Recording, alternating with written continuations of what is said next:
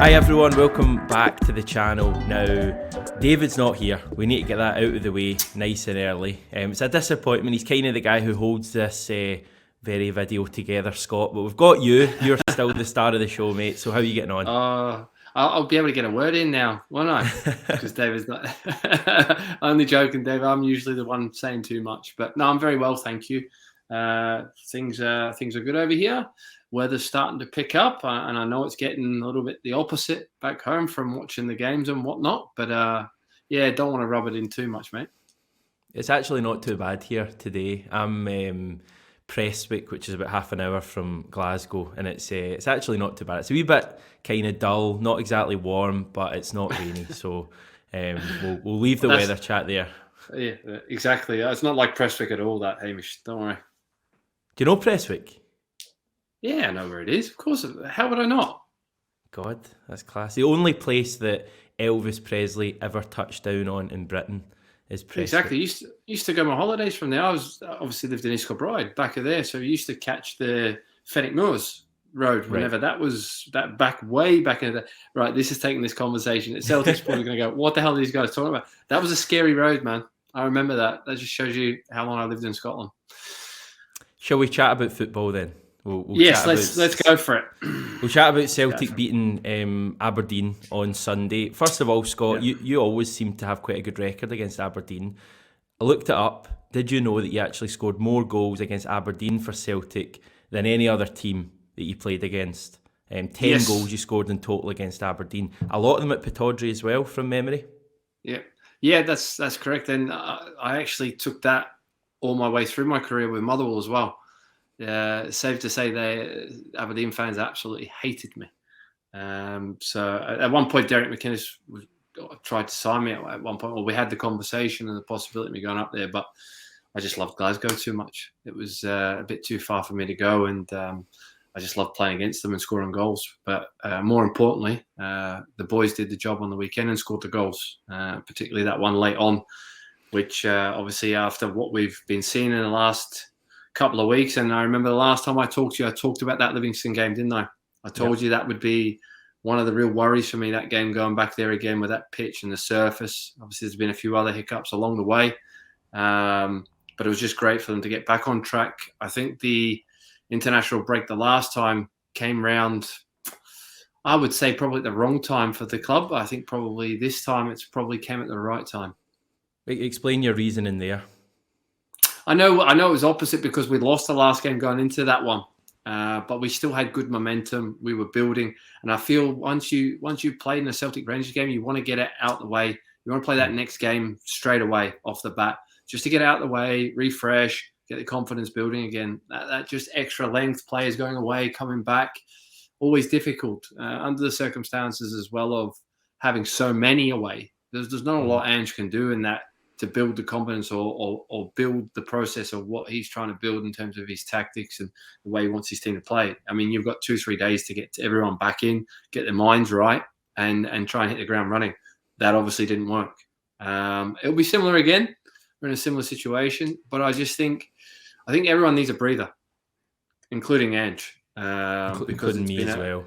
Yeah. Well, it's been a tough few weeks for everyone, and particularly the amount of questioning and bombardment for him, it's something new to him. So it's a chance for him to take a step back, refresh himself, and really just rejuvenate, and hopefully rejuvenate the players and come again. And obviously with that positive result going into the break, I think it always puts you in a better position when everyone's coming back, rather than having that negative of the last result coming in once everyone gets back again.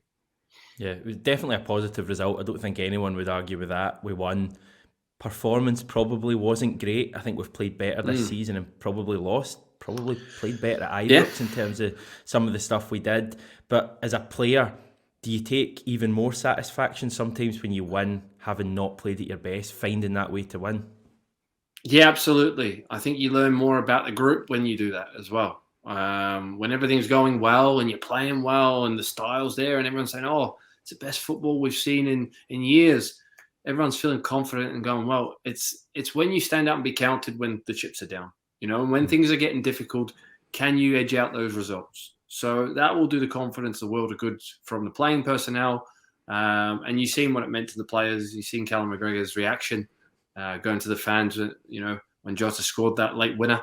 Sigh of relief, realistically. But Pittodrie, obviously, there's been a lot of success for Celtic in recent years, particularly going up there and getting results. But it's not an easy place to go. So I think there'll be points dropped there along the way for a lot of teams.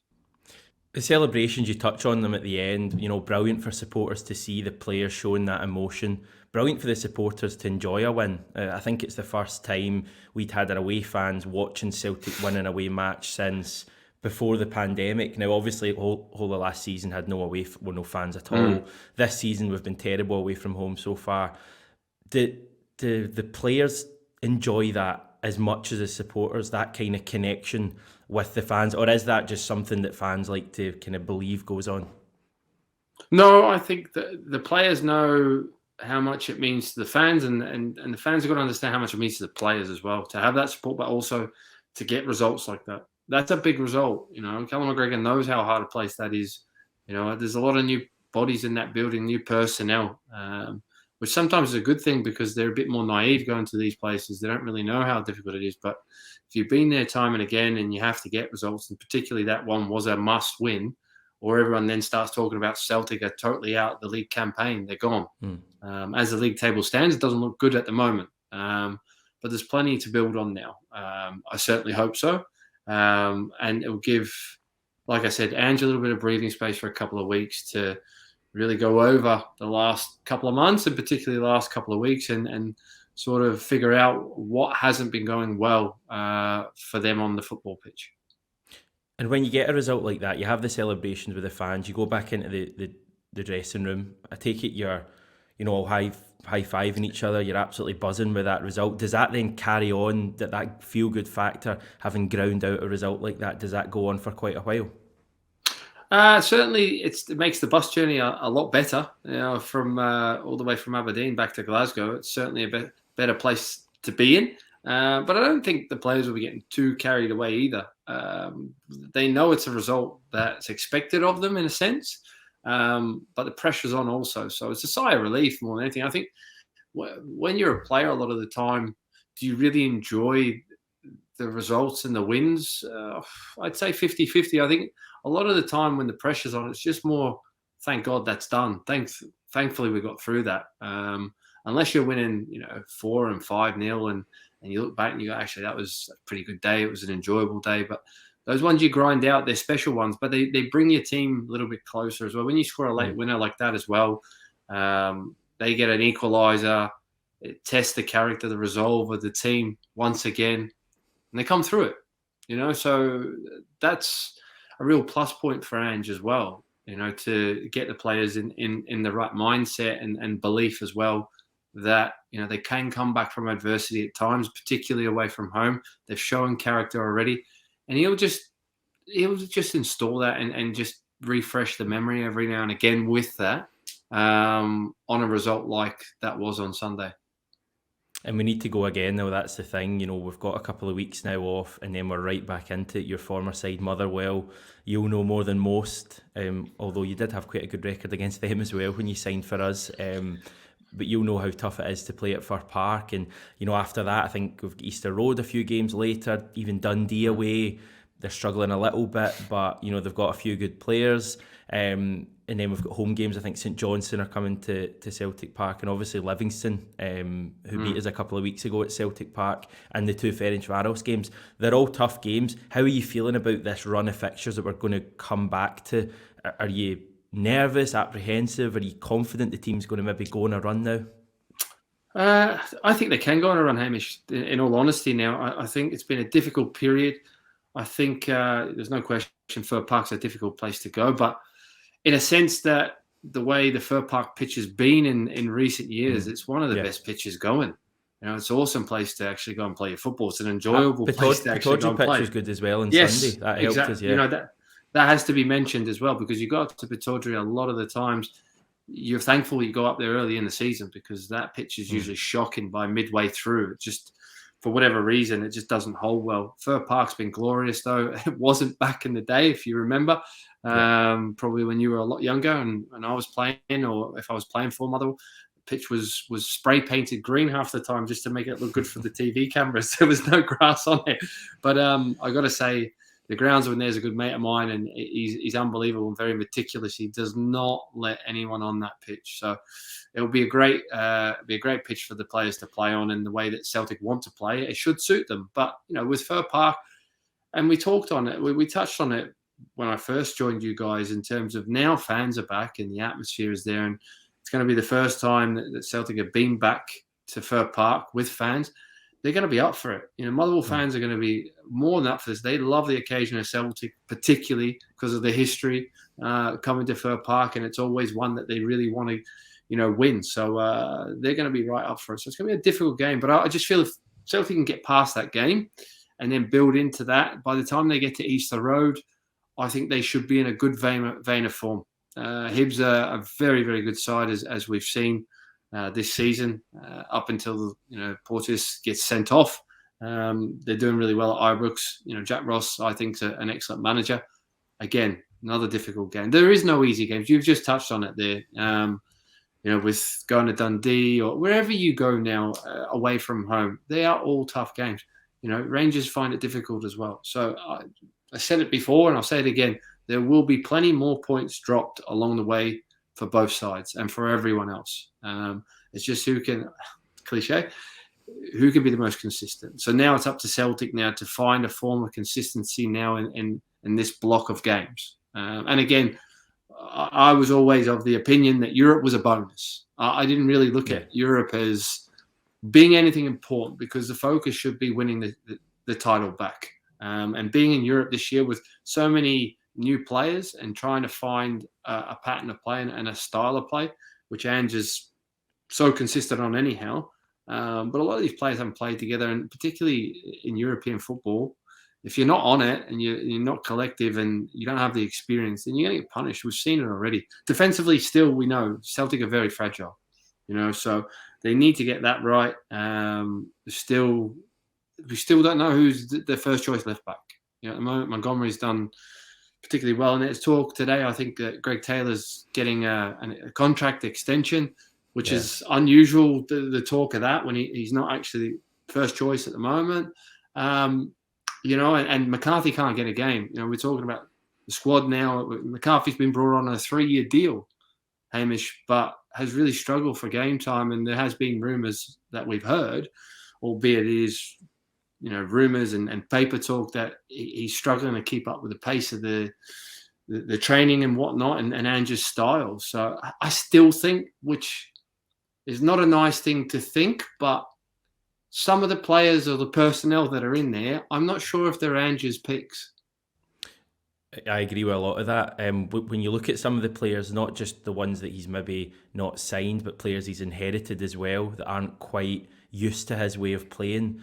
Did you have times in your career when you obviously worked with Ange, but also when you went to like a new club or worked under a new manager? Maybe Tony Mowbray would be a good example, where he wanted to play a very different style of football. Does it take? Well, it must take players time to get up to speed with that, and especially at a club like Celtic, it's very unforgiving.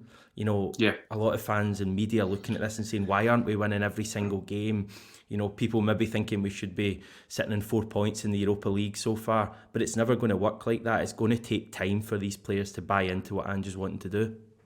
Yeah, absolutely. There's two ways to look at it. There's never a right and wrong in football. That's why we love it. And so many opinions about the game. You've got yours, I've got mine. The next guy next to us, his season ticket holder you sit next to, has got his. So everyone's got their own. And Ange is very much a guy that will stick to his principles. This is what he believes in. He believes that the personnel that are in there over time will understand what he needs and what he wants from his side. Other coaches or managers, and particularly some fans that are in the stands or watching the games, will say, you've got to be more pragmatic. You've got to actually play to players' strengths. You've got to understand that, they can't get up to speed with what you want. And there's been other pundits that have said that as well. And again, I'm coach now, I'm coaching. And it's hard to get the balance. It just depends on who you are and what you believe in. And we've already seen and stated that Brendan Rodgers was no different.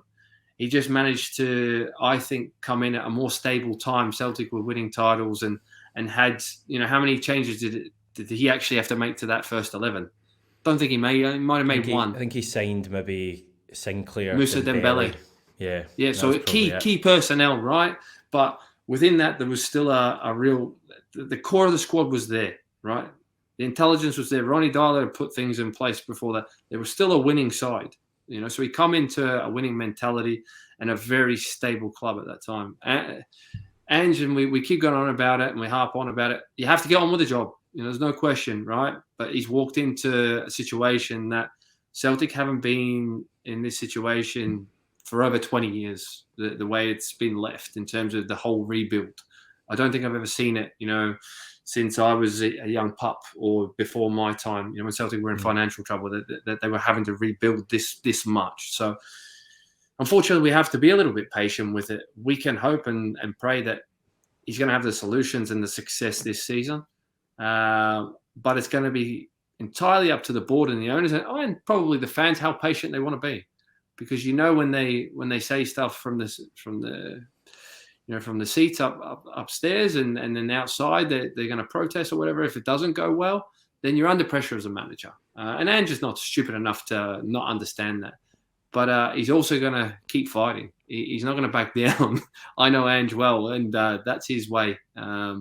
At times, sometimes people will say, "Oh, that's a little bit too much." Sometimes you've got to give a little bit back and have a bit more, understanding of the press are going to attack you, or people are going to say bad things when you're not getting the results. But Ange certainly won't believe that. He'll just keep coming forward at you and keep backing himself and keep protecting his team.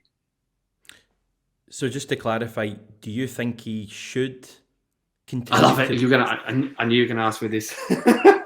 What am I going to ask you?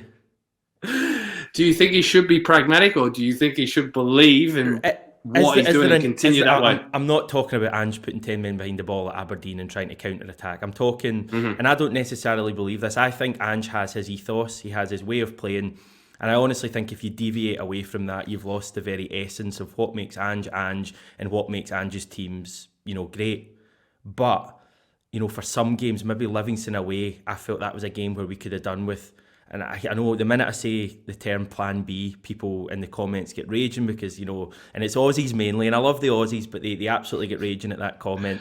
But should, maybe not a Plan B, but should he have, another option, another way to try and win the game if it's not working on a horrible plastic surface or against a team that's got 10 men behind the ball? I think, again, it's all learning curves for Ange because he's never played on a plastic surface before. He's never come up against Livingston before. As much as he'll say, I've watched this, and like he did at the start, it's different when you're on the grass or down there on the Astro and things are happening, and teams are doing certain things, and you're learning all the time because when you come as Celtic, comes with a bigger pressure and it becomes much more difficult. There's 12 men out there every time you play, particularly away from home. Everyone ups their game. The fans are right behind their team. It gives them a big urge. It's difficult. It's difficult when you come as a Celtic or Rangers player to go to those places. You have to get the mentality right, your players. And yes, sometimes you have to have a plan B, or you have to have the quality to come on and change the game, which arguably you could say Celtic do at times. I think he's starting to realise certain personnel can't play together. I think in particular games when you play them in certain away games or certain European games, you get undone because you're leaving McGregor all on his lonesome self, and he's getting punished because those two players like to do similar things. So I think now he's understanding, and that's why I think Beaton was playing against Aberdeen on the weekend to give better balance to that midfield and protection, and allow Callum McGregor to actually do a little bit more further forward, which I think we all agree he can have that influence. He's more of a box-to-box player rather than a sitter or a number 10 or an out-and-out attacker. He likes to do a little bit of defensive, but he can come late and affect the game and play clever passes. Whereas if you play him as a 6, you're not really getting that. You're just picking up off a centre-half, and you're not probably really seeing the strengths of him. But then when we get caught on the counter and he's on his own, he's not really a breaker of play either, as we know, Hamish. He tries his best, and he'll do it every now and again and read it well. But sometimes you need 2 in there.